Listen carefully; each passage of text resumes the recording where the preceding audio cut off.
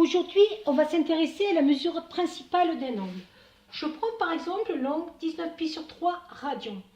Je veux essayer de voir quel est le point qui va être associé à cet angle sur le cercle trigonométrique.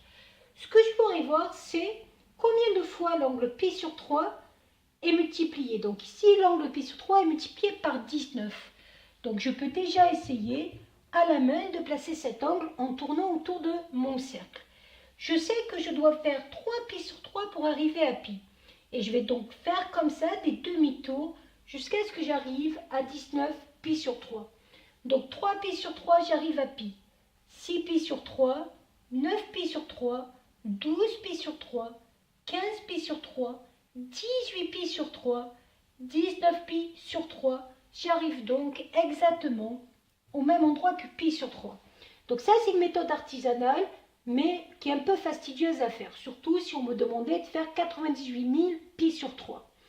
Donc, on va utiliser une méthode qui utilise le fait que l'angle que j'ai là va être égal à un angle qui va être compris entre moins π et plus π, plus un nombre de tours donné. Je vais donc avoir, pour pouvoir faire cette simplification, un multiple de 2π, mais je n'oublie pas que cette valeur est divisée par 3. Donc, la valeur que je dois avoir au numérateur doit aussi être un multiple de 3. Donc, si je veux à la fois un multiple de 3 pour simplifier et à la fois un multiple de 2π, je vais donc devoir avoir un multiple de 6π au numérateur.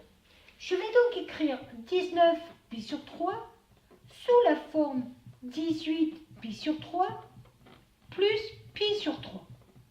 Ça se simplifie comme je souhaitais. 18/3, ça fait 6π plus π/3. Or, 6π, c'est 3 fois 2π plus π/3. 2π correspond à un tour. Concrètement, ça veut dire que pour obtenir cet angle, je me suis placé en π/3 et j'ai tourné 3 fois autour du cercle trigonométrique pour avoir l'angle 19π/3. Cet angle-là, π/3, est appelé la mesure principale de l'angle 19π/3 parce que π/3 est dans l'intervalle moins π. Je tourne jusqu'à l'intervalle plus π. Voilà!